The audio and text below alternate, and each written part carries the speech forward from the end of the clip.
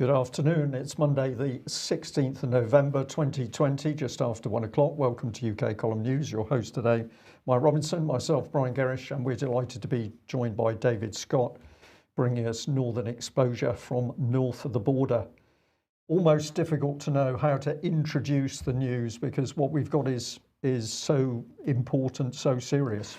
Well, let's start with Keir Starmer, who, of course, is the chief Tory whip on the Labour bench.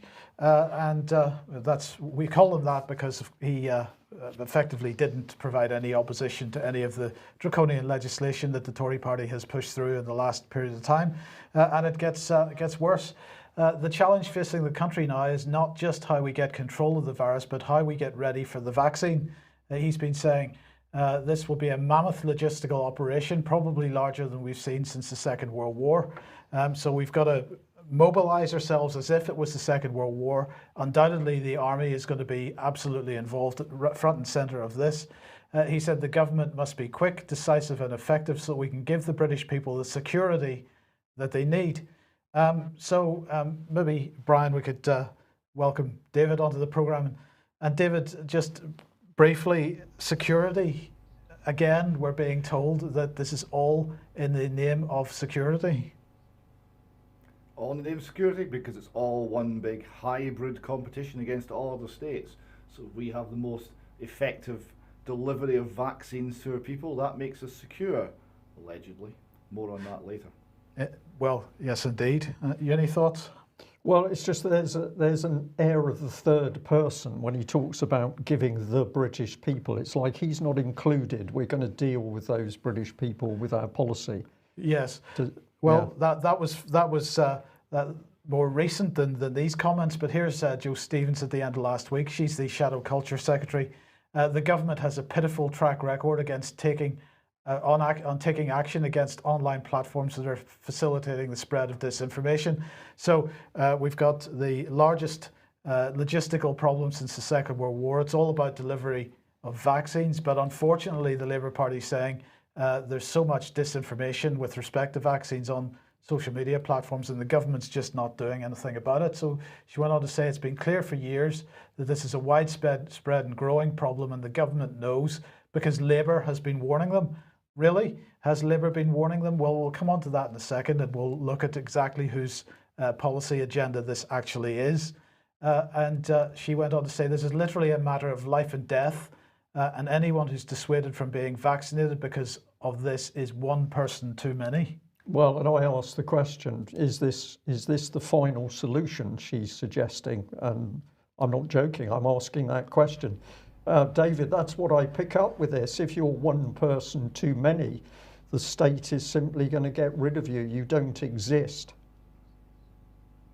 And if you think the wrong things, because here we're seeing increasingly the truth no longer means anything other than the narrative. The truth is the narrative.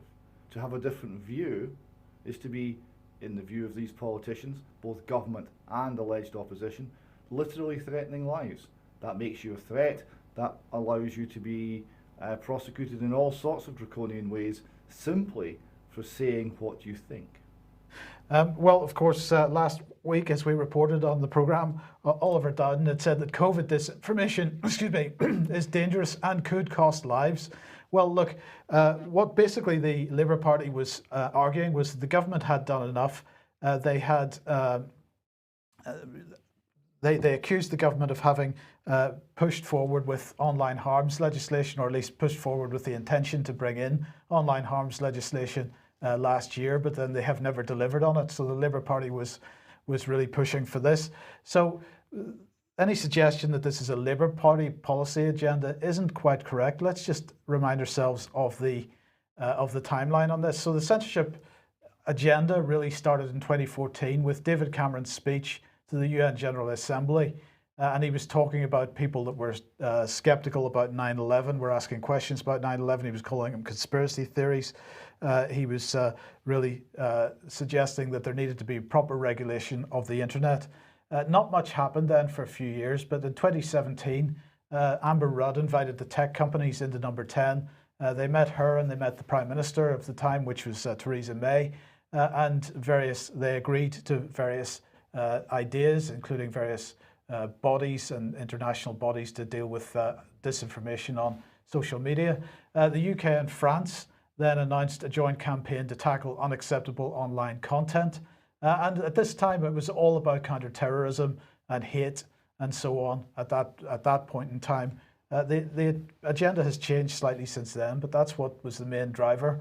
Then Google and various Soros-backed fact-checker operations joined forces, and partnerships manager at Google News Lab saying that they would be partnering with the International Fact-Checking Network at the Poynter Institute to fact-check news stories that appear in search results. And of course, we have seen the systematic delisting of organizations such as the UK Column, 21st Century Wire, and so on, from organic search in Google as a result of this type of thing.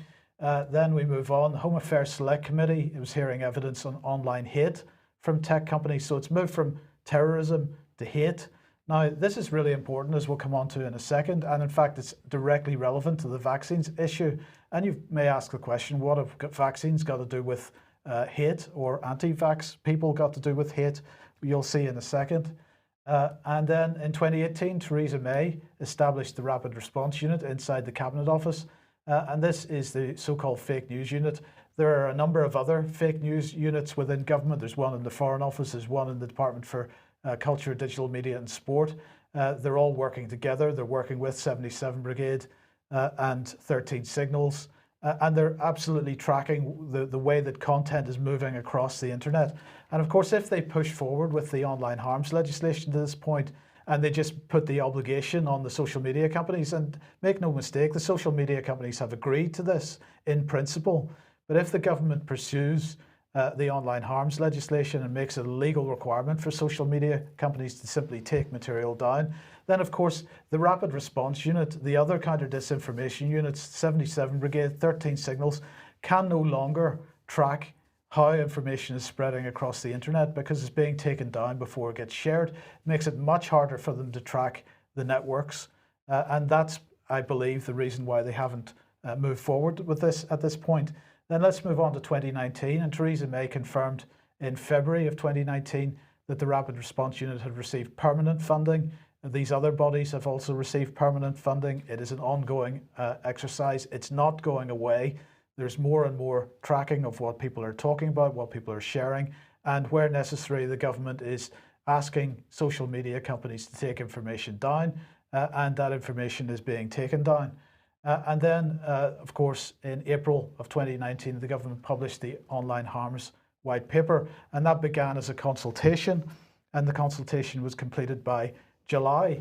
And so since July 2019 until now, there's been no further progress on this, at least overtly. In other words, there's no legislation that has been created or submitted to Parliament. But of course, covertly, more and more of these organisations, these counter-disinformation units, these so-called fake news units, have been established within government, and the covert operation has grown to a degree that really most people don't quite understand the scale and the scope of it.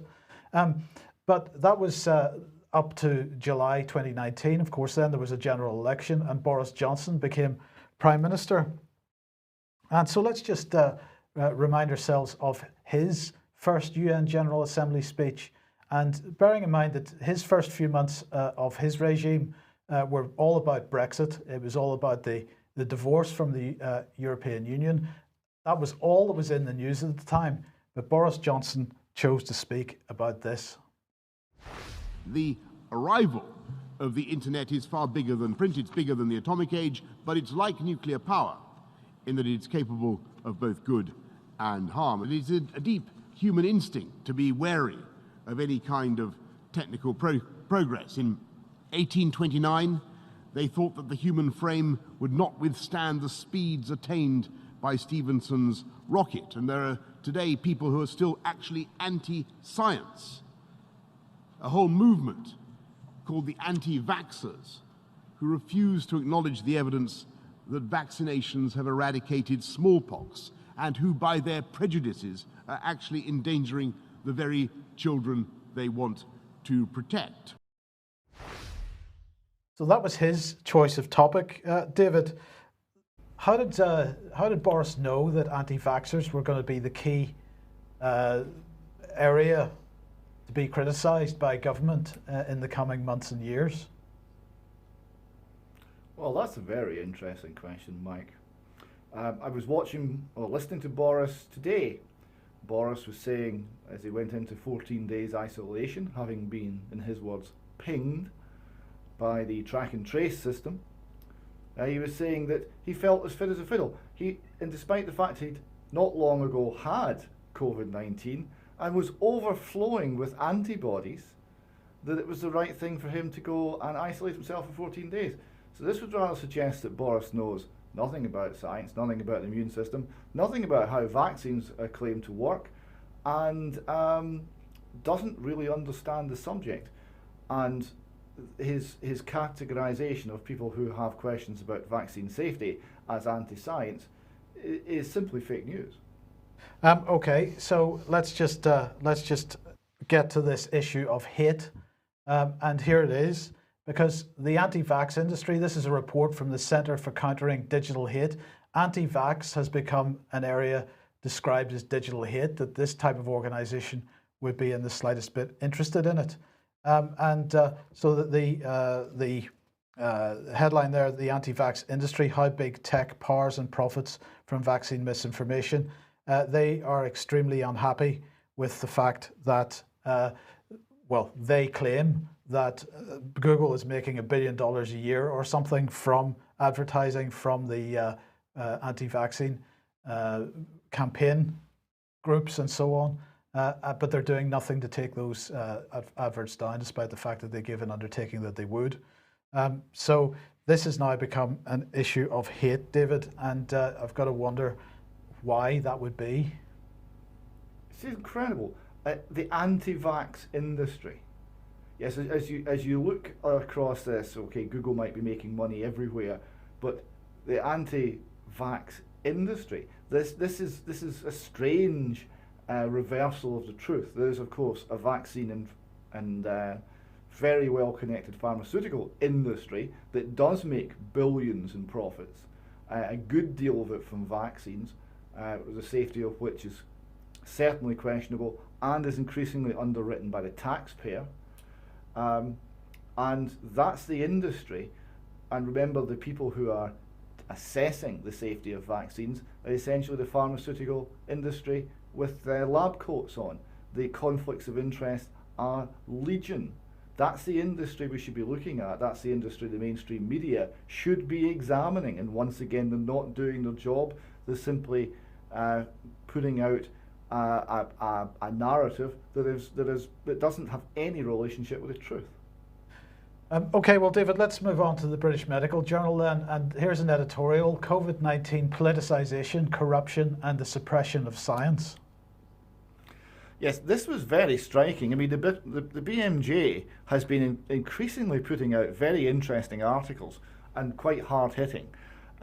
So they are saying here, when good science is suppressed by the medical political complex. That's the BMJ said that, the medical political complex, echoing the military industrial complex of Eisenhower's time.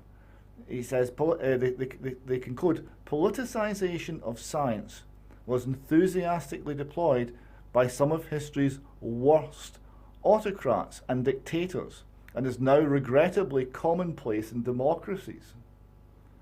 The medical political complex tends towards suppression of science to aggrandise and enrich those in power. And as the powerful become more successful, richer and further intoxicated with power, the inconvenient truths of science are suppressed. When good science is suppressed, people die. That's the vaccine skeptic argument in a nutshell, and it's in the BMJ.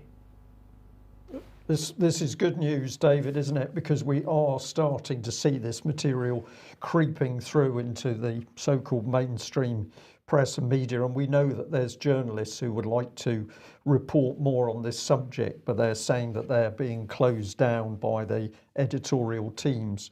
But BMJ's done it. A lot of people should be contacting them to support them for doing that, is my take on it.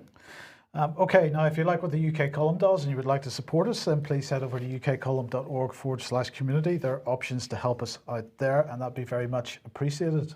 And a viewer gave us this email. I've just taken a little bit out of it because I thought it was very topical, very good. She said, recently travelled from Somerset to Devon to take my elderly 93-year-old uncle to a hospital appointment for an ophthalmic injection. I was refused entry at Axminster Hospital because I was not wearing a mask and told that this is hospital policy. I'm exempt from wearing a face covering, and so should he, the Uncle B, but he's deaf. He didn't want to argue with the staff and insisted on wearing one. He'd already had the experience of being stopped from getting on a bus. So this is an elderly gentleman who can make up his own mind, but on this occasion he sort of went with it.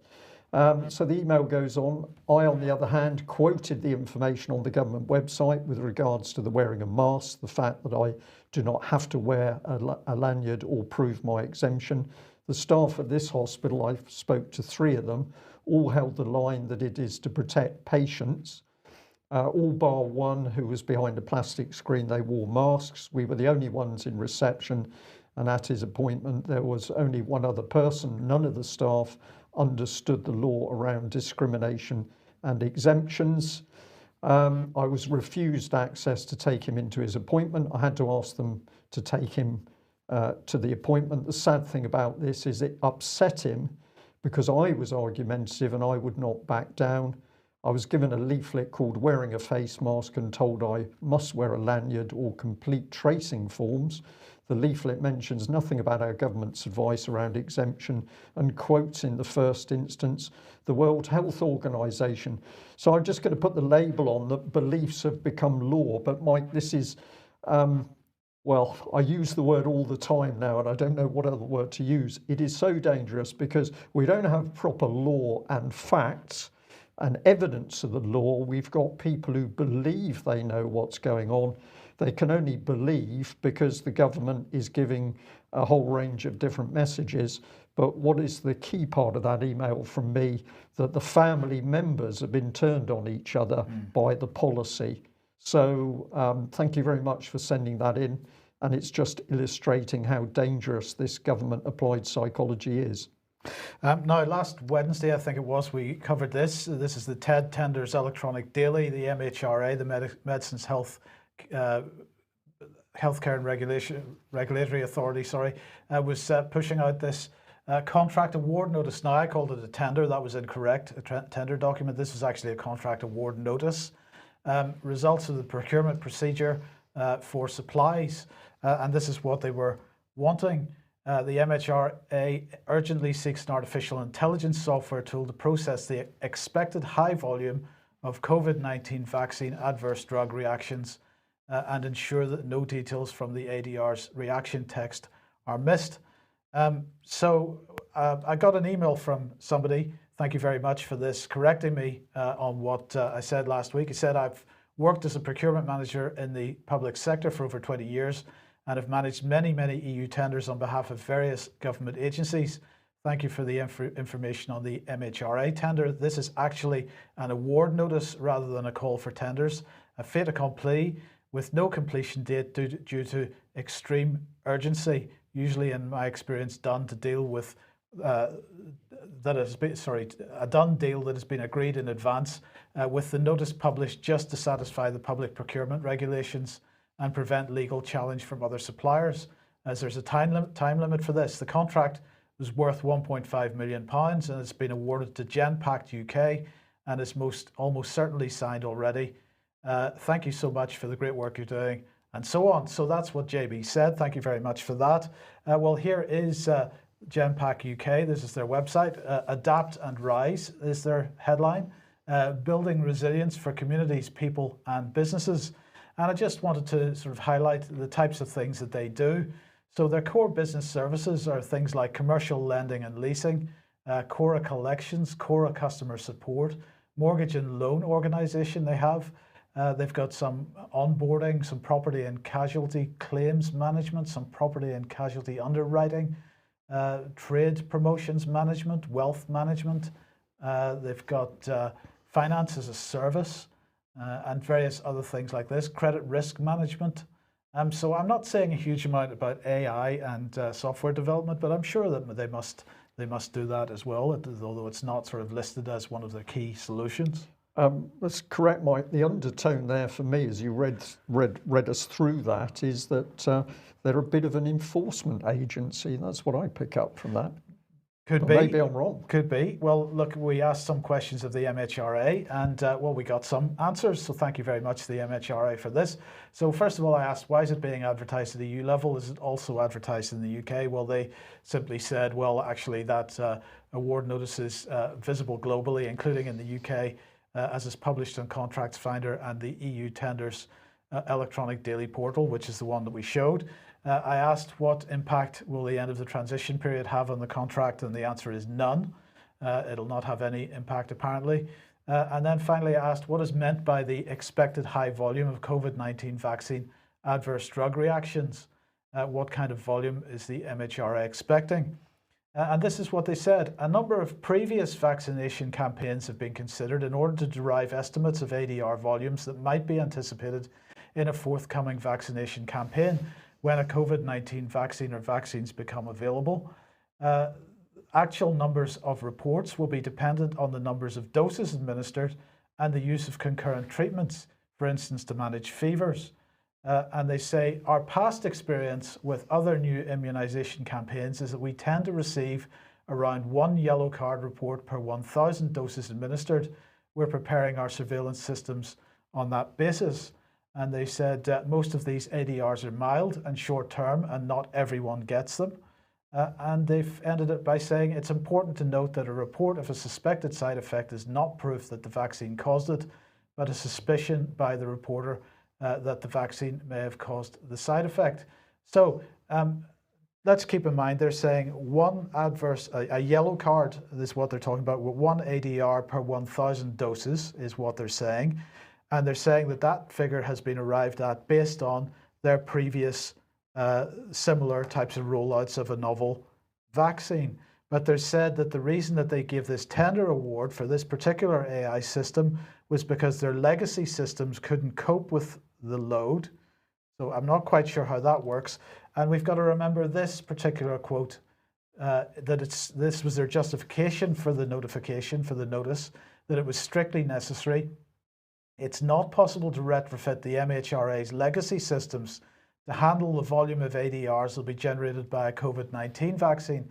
Therefore, if the MHRA does not implement the AI tool, it will not be able to process these ADRs effectively. So, David, I'm not quite sure that the answer from the MHRA fits with the facts here. They're claiming that they've made this assessment of 1 in 1,000 on the basis of the past similar rollouts that they've been involved in, which I presume they had some kind of recording mechanism to deal with. But if the COVID-19 rollout is going to result in the same type of results as the previous types of rollouts, then why do they need this special tool? Particularly when they're saying that it's strictly necessary because of the volume of ADRs that will be generated by this particular vaccine. This does not add up. A couple of points. Firstly, the virus type systems, they tend to be passive reporting. They only capture a small proportion of the real number of adverse effects, often cited as around 1%. It might be more they capture, but it's a small amount of the total. So if they're expecting actual reports in 1 in 1,000, that means that the real level of adverse reactions is much higher. Secondly, you make the point extremely well here, that the level, they've had mass vaccinations before, multiple times, but the systems they developed, the legacy systems, are not suitable for the number of adverse reactions they're anticipating. That must mean that they're anticipating that rolling out multiple vaccines at breakneck speed with limited testing and no liability to the companies providing them, they are associating with a greatly increased level of adverse reactions. It's the only rational explanation. And I was also struck by Radio 4's summary of this today, that we're developing 3 vaccines, and we should be overjoyed at this because we don't know which one will work best. We don't know which one will work best for different people or for different strains of mutations. And therefore, we should be taking more than one. We should be taking 2 or 3 separate vaccines at different times to build that immunity. That's what's going to be pushed. And the level of adverse reactions could be enormous. They must have an estimate of how many they expect to kill and how many they expect to seriously injure. That number must exist. That must have been done in government. It would be negligent not to. I wonder what the number is. Well, that is the question, Brian, but the question or the point that's been made in the chat box there is if it is 1 in 1,000, why do you need an AI system for that? A simple database would do that without any difficulty whatsoever. You don't need AI for this. So I think there's more questions to be asked here. Yeah, and I just wanted to put one thing in there, David. The companies are not liable. That's the line that the government is saying. The companies are not going to be liable for their failings. But of course, under our proper system of law, the people within those companies who are involved in making these mistakes, particularly when it's been done knowingly, are still absolutely liable to people who take them to court in an individual personal basis. And I think this is one of the things that the UK public should be aware of. Don't be put off by the company. It's the individual who ultimately will be responsible for the guilt of the crime. But David, children could be forced to have compulsory vaccinations under government plans, says the Metro. Yes, so this is the dear boy Matt Hancock is shown there, and he's pushing forward a very concerning possible policy at this moment that compulsory vaccinations can be brought in for children.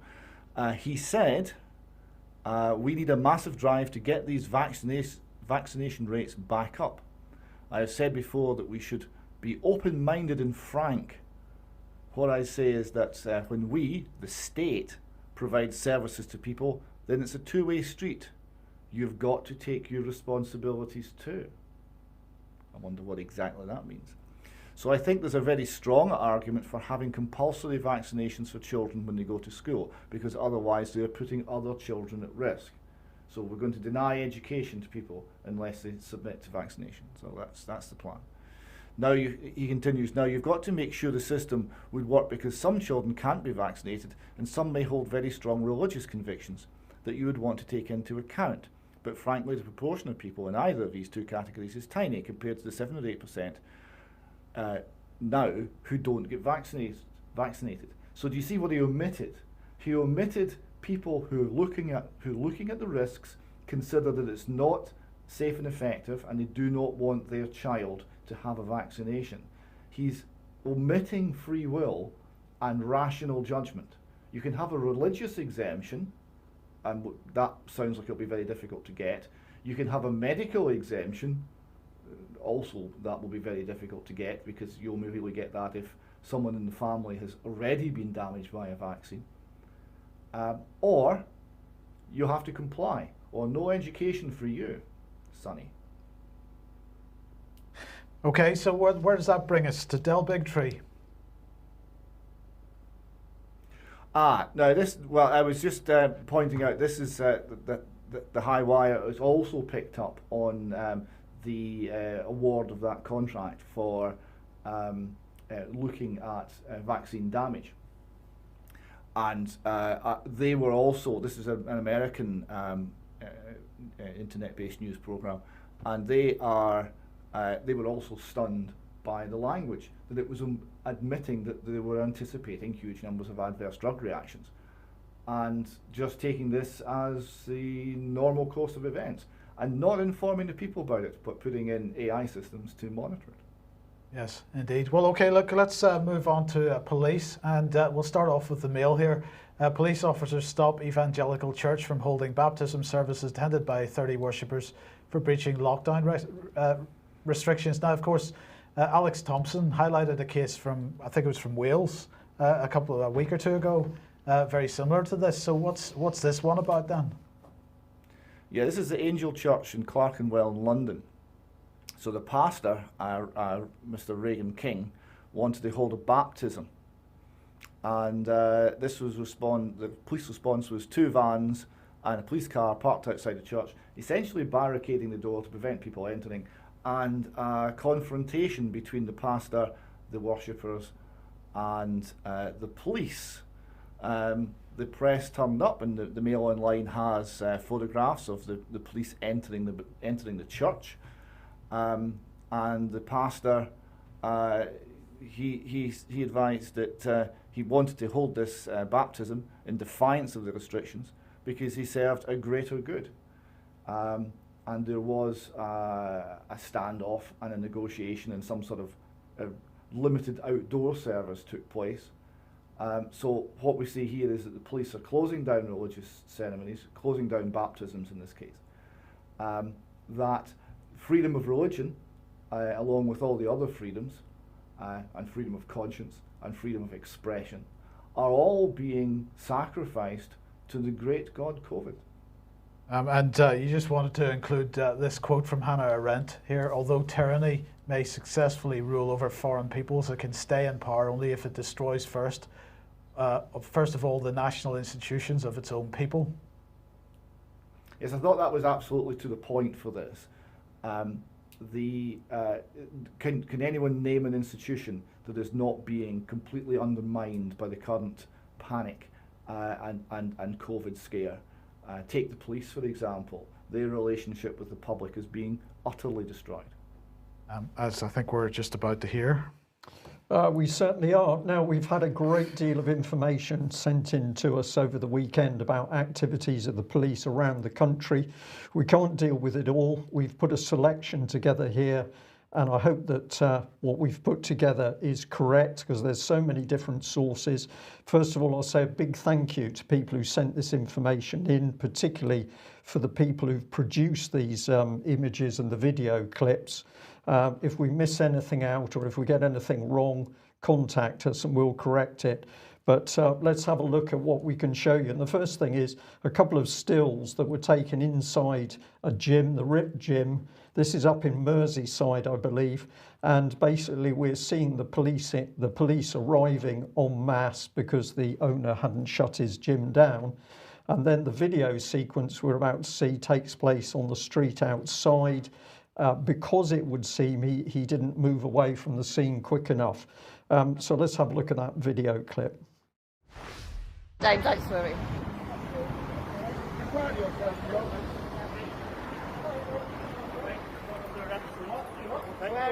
I'll take that. My order offence.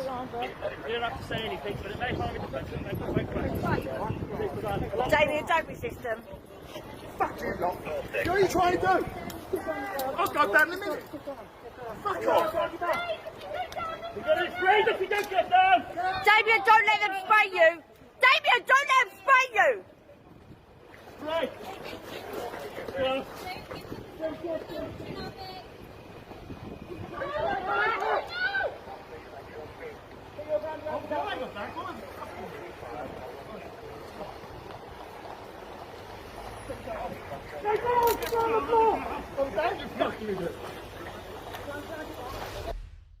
So I'll just pass back to you on this one, David. They obviously had the man down on the ground. It was the usual trick of kneeling on him and also forcing his head into the tarmac. Takes place at one stage.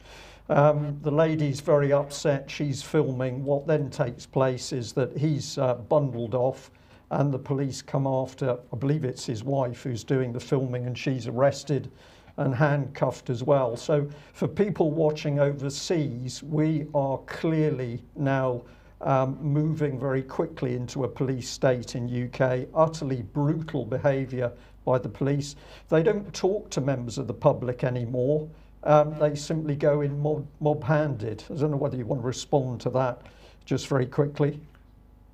Well, I thought there was something animalistic about that action, because the man walking away from the gym paused briefly, and he just stopped momentarily, and that was enough. Get him. So that was a small show of defiance, and you're not allowed even a tiny flicker of defiance now, otherwise your neck is knelt on and your face is forced into the tarmac. Because that wasn't about whether he would leave or not. That wasn't about whether he was peaceful or not. That wasn't about anything he was doing, apart from the fact that he showed that tiny momentary refusal to completely submit. Right. Well, that was a pretty big tough guy there who's brought to the ground by the police. Now let's switch to Cornwall over the weekend, Truro, where a demonstration took place in appalling weather, howling gale and rain, but people turned out on the streets because they think quite rightly that they've got the right to protest peacefully. Let's have a look at what took place there. A very great clip by this gentleman. I don't know much about him, but his interaction with the crowd was very good indeed, because he was constantly saying to them, "Don't get involved in the nastiness. Stay above it. Stay above it." So we'll show as much of this as we can with an eye on the UK column clock.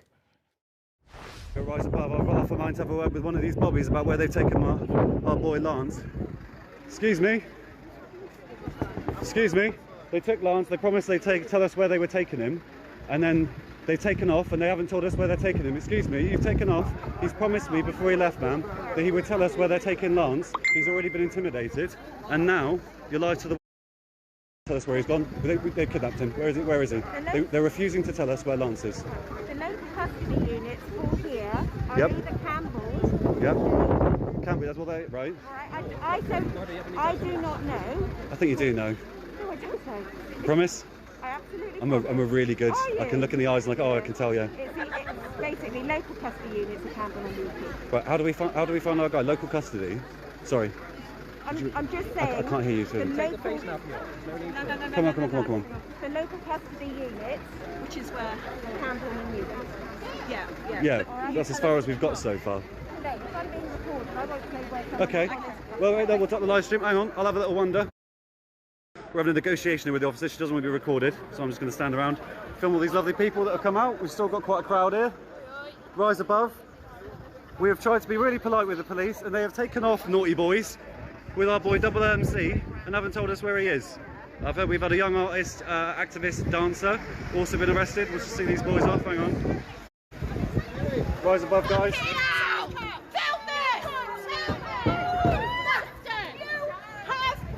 Obviously, things are getting a bit heated here because the police haven't kept their promises. They've definitely messed Lance around. It is getting heated here. We've got a lot of cameras. Let her out! Let her out! 7262. Get your lovely face there. Everyone's involved. 7264. Now, it's got very heated here. We're going to try and cover what's going on. Right, just to explain what was going on there, the change in the crowd was because the police had arrested this very young girl, a 19-year-old, and we're going to show a little bit of that in a minute.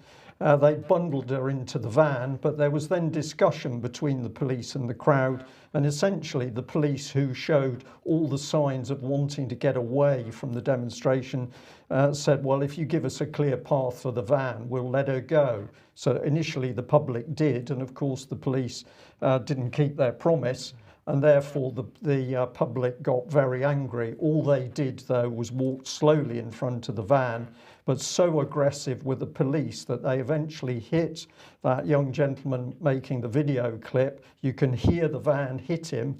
He's then on the ground, and I'm told by people I spoke with after the event that he ended up with quite a substantially bruised leg as a result of it. So the police, utterly brutal, but who were they after? Well, let's have a look at the person that Devon and Cornwall police were obviously terrified of.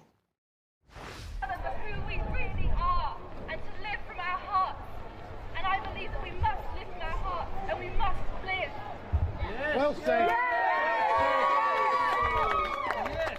In other words, to be human is to be creative. Guys, So without that, what are we? Yes, you're right. Yes, you're right. Yes. Get on the back.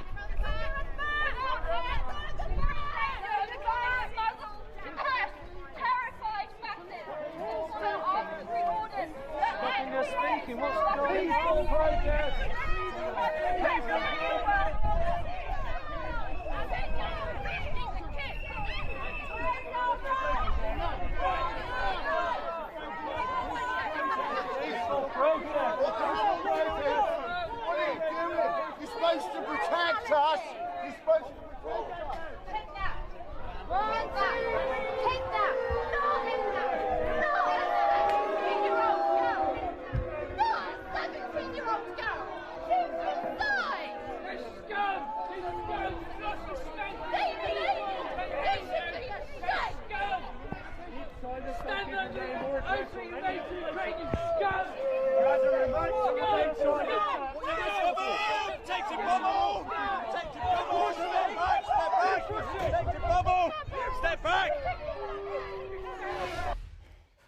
So that was at the point at which that young 19-year-old girl, she'd only stood up and said a few words, targeted by those very brave men from Devon and Cornwall Police, and escorted off and pushed in the back of the van. It was after that that the crowd started to get very, very angry with the police, and I think quite rightly so. But as they started to protest with the police around the van, have a look at this Devon and Cornwall policeman, because basically I think this man has got some serious mental health problems. Just have a look and see what he does.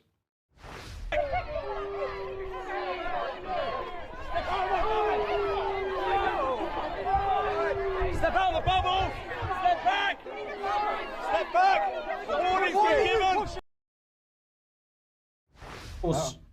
Sorry, David, of course, what do you notice about this man behaving unbelievably aggressively? He's out there to protect the public and ensure that COVID regulations are enforced. And of course, as the big mouth of that group of policemen, he doesn't have a mask on himself. It's almost difficult to comment on this thing, but his behaviour, that man's got some serious problems, in my opinion. It's an abandonment of the law, right? He's pushing people, he's abducting people, he's assaulting people, and this has got what to do with our law? Nothing. This is only to do with obedience to the regulations. This is to do with the demand for obedience to the state. Yeah. And it's just plain obedience now. There's no longer any reason for it. No reason is any longer offered. It's you must comply, you must obey. Well, we're going to add naked power. We're going to add a bit to that, because I think this is where we need to look at how the police have been trained and who's training them. But let's follow through what happened for the young girl. Well, basically, she now faces this. She's charged with alleged offences, encourage or assist in the commission of an either way offence, believing it will be committed. So it could be either way. She is accused of really knowing what was going on. This young lady was held for some 24 hours and interrogated by serious crime police. The bail conditions are not to facilitate, encourage or actively promote the breach of COVID-19 restrictions, and everybody in UK will be so pleased the Devon and Cornwall Police have added this, and that is to prevent further offences and protect the public. We need to be protected from this young lady, apparently, Mike. Sorry, that's a bail condition? She's been given a bail condition to prevent further offences. What can she do to prevent further offences? Well, she mustn't get involved in the planning of these naughty demonstrations, because... But prevention is an active thing. She's expected to actively prevent something. This isn't her job. Well, we don't really know what went on in the police station, except that she was grilled, is the word, grilled by a number of police officers. Obviously a very, very harrowing experience for a young 19-year-old. What a brave young lady. And the sheer brutality and aggression of Devon and Cornwall Police, just appalling. Well, let's make sure that we speak names instead of talking about the police. This is Sean Sawyer, the Chief Constable, Devon and Cornwall Police. And note that he served with Specialist Operations, Counter-Terrorism and Territorial Policing. And from 2005 to 2007, he was with the Met Police as lead for Covert Operations and Intelligence, combating serious and organised crime. And presumably, Mike, that gave him the experience to target 19-year-old girls. Yeah. We're smiling here in the studio, but of course this is a wry smile. And we've got a question for him. Do you believe that when a 19-year-old girl stands in the wind and rain to protest the loss of freedoms and creativity in the arts, because one of the things she was saying is that the close down of everything social and arts is actually impinging on people's mental health and their well-being, and she's quite right, that she's then manhandled, locked in a cage and held for 24 hours with a crude attempt to brand her as a serious criminal. So of course this isn't the responsibility of an anonymous organisation, Devon and Cornwall Police. Real men and women are driving this abuse of the public. Sean Sawyer's obviously there in the firing line for that. But let's also remember the Police and Crime Commissioner. We've got Alison Hernandez. She says it's a privilege to serve the people of Devon and Cornwall and the Isles of Scilly as your Police and Crime Commissioner. I will do all I can to ensure you have the best police service in the country, and she's going to keep us safe. Mike, are you encouraged by that? Yep. She goes on, of course, my aim is to have excellent policing, coordinated wider public services and resilient self-supporting communities. In that way we can all play our part in keeping each other safe. And I'm just going to say, what does this coordinated wider public services mean? This lady's common purpose trained, I'm pretty sure that's correct. So is this a sort of common purpose fusion agenda that she's really promoting? She's not going to keep us safe at all. She's helping actually to make the state even more dangerous. But I highlighted again at the bottom, so it's the same words. But here we've got that this is all to keep each other safe. And if you want more detail, go to her website. This is the Police and Crime Commissioner website, where she's got her full message of love to the people in Devon and Cornwall and the Isles of Scilly. And there is a policing plan. Why do we need to pay attention to it? Because it looks like this. And if you're not sure what we're looking at, this is a cartoon. Safe, resilient and connected communities, a summary of the police and crime plan for Devon, Cornwall and the Isles of Scilly 2017 to 2020. This is a cartoon. It was obviously clearly created as a cartoon. If you don't believe me, let's get inside it. Here we are. It's fully a cartoon. So the public now being addressed as if they're children. This is not an accident. This is actually the use of calculated and malicious political psychology, and this is an attack on the minds of the public. We're being talked to as if we're children to keep us safe. Meanwhile, the police are attacking effectively a 19-year-old girl and subjecting her to trauma inside a police station. I could have 20 minutes on this subject, David, as some of our audience might pick up, but just give us some comment within the time available. Well, I think the Crime Commissioner should have a little TM mark after the word safe, because it's trademark. This isn't safe as we know it from the Oxford English Dictionary. This is safe as a brand. This is what they're selling. They're selling safety, and of course that means loss of liberty. Right? They're demanding resilience. That means compliance. And what's the other one? Oh yes, connected. That means you must be a collective, an end to individualism. That's what they're after. It's the reversal of everything this nation ever stood for. Yeah, and I'll just respond to one comment in the chat box. Somebody has said, well, what's the point of going to her website?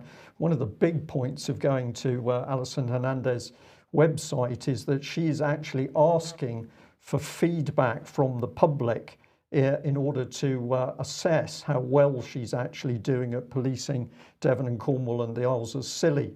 So a few thousand people, a few tens of thousand people getting on and giving her proper feedback, I'm sure will be very productive. This is where it leads. And of course, this is the Met Police under another common purpose boss, Cressida Dick. But they're now asking people to blow the whistle on each other. So this is true East German Stasi when you use the public to spy on each other.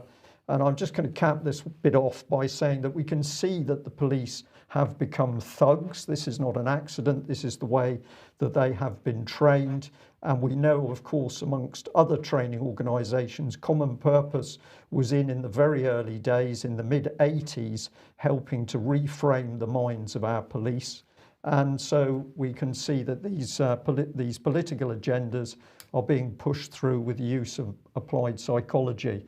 And we need to do more to expose that this is why we're seeing policemen behaving in this barbaric and brutal way. They've been reprogrammed.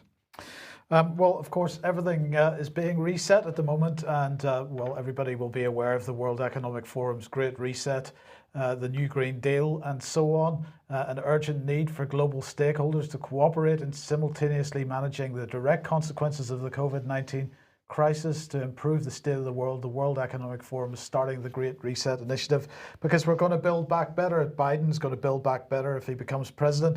Boris is going to build back better as the Prime Minister of the UK. And if anybody was in any doubt that Boris is 100% on board with the World Economic Forum's Great Reset, then I think those doubts can now be put to bed.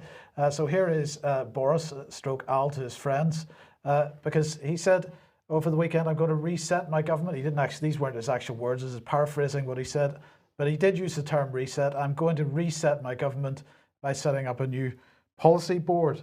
So they're going to create a new policy board. It's going to reset everything because it's fallout from the Dominic Cummings resignation, as we're going to cover in a little bit with David. But here is a typical headline then. It was covering this. This is from the Mail Online. Boris's reset bid to save his premiership. PM vows to listen to mutinous Tory MPs after Cummings chaos with new policy board to reconnect the red wall and defies Treasury resistance to launch environment drive. So in other words, the Treasury was pushing back on the amount of money that's being spent. He is 100% for this Green New Deal. Well, Number 10 was tweeting the likes of this out over the weekend, £175 million for more cycling and walking infrastructure. We're going to spend lots of money protecting our oceans and marine wildlife. So where does that take us? Well, last week, the agriculture bill was passed. I don't remember seeing very much in the newspapers about it, but it was passed. And what's it all about? Well, here is George Eustace saying our landmark Agriculture Act will transform the way we support farmers. That sounds good, except of course it isn't good at all, because this is in legislation now, all the stuff that Michael Gove was talking about 2 or 3 years ago. So they said that that this is going to unleash the potential of agriculture, that the landmark agriculture bill was introduced to Parliament in January. It provided a boost to the industry after years of inefficient and overly bureaucratic policy dictated to farmers by the EU, that is going to empower our farmers and land managers and make sure that we can reward them properly for the good work that they do. It's going to help farmers stay competitive, increasingly productive, and invest in new technology and seek fair return for marketplace. So, David, just briefly, listening to that, you would presume, would you not, that they're going to help our farmers produce more food? That would be the logical conclusion. If we lived in a logical world, Mike, yes, that more support to farmers would mean more farming, which would mean more food. Is that not how it works? No, it isn't. That might be the logical result, but in fact that's not how it works, because as Michael Gove was talking about 2 or 3 years ago, this is about public goods. And food is not a public good. Farming is not a public good. So they want the money to go to public goods such as better air and water quality, thriving wildlife, soil health, or measures to reduce flooding and tackling the effects of climate change.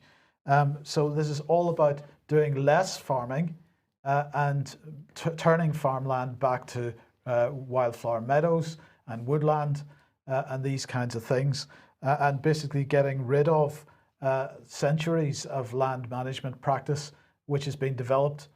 Well, how many years? Thousands of years have we been farming in this country? Well, allegedly. So, of course, this has come about basically because we've left the Common Agricultural Policy. All that money's been repatriated to the UK, and it's going to be spent in the best way possible. And the best way possible is to shut down farming. And of course, as we've already established, the best way possible for the rest of the economy is to shut it down as well. But David, now try not to laugh when you see this. I nearly fell off my chair when I saw this headline on the BBC at the end of last week, because the UK is out of recession, but growth slows in September. So, David, The UK's out of recession, and I'm just really pleased about that. I'm really glad about that. I'm going to just put the label on it now because it is absolute fake news from the BBC.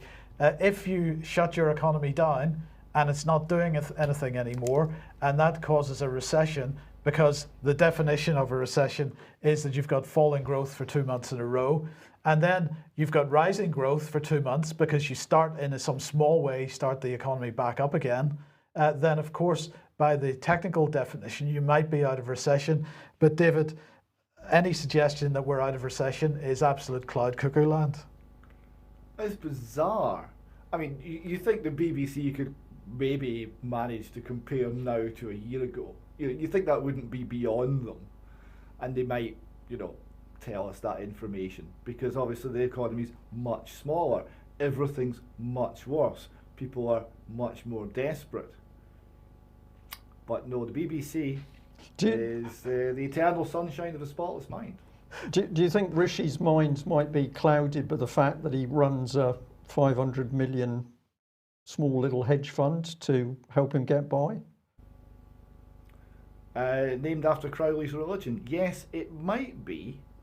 At least he's not exposed to the same risks the rest of us are. He is insulated from that personally. It's going to be okay for Rishi. Yeah. The rest of the country, I'm not so sure. Not so good. Right, well look, David, we're really out of time, but let's just briefly cover this. This is an Observer editorial. The Observer view on the departure of Dominic Cummings. So what were they saying? Well, they don't like him very much. You'll be shocked to learn. So this is the assassination of his character as he leaves his job. Cummings will always be associated with electoral deceit and implicit racism. He made his name by promising voters that leaving the EU would mean an extra 350 million a week for the NHS, a claim criticised by the UK's Statistics Authority as a clear misuse of official statistics. And by telling them that if they voted for Britain to stay in the EU, they'd be voting for a border with Iraq and Syria, which means Turkey is meant to join, which actually is factually correct, but still, never mind. Moving on, the Guardian continues. The 2019 election was won on the back of a falsehood that the government would just get Brexit done, as if Brexit would not be dominating the political agenda for years to come. In government, Cummings has helped Johnson spearhead a toxic culture war. And this is the bit I want to highlight. They're bringing up the issue of the culture war. Ministers briefing that the government would invest in wave machines to capsize more boats in the Channel, even as desperate asylum seekers, including children, drowned in the freezing water. So this is the Guardian is now playing on your heartstrings here, and they're ignoring the reality of the statement, which was clearly given with some humour, to make the point that the uncontrolled immigration had to stop.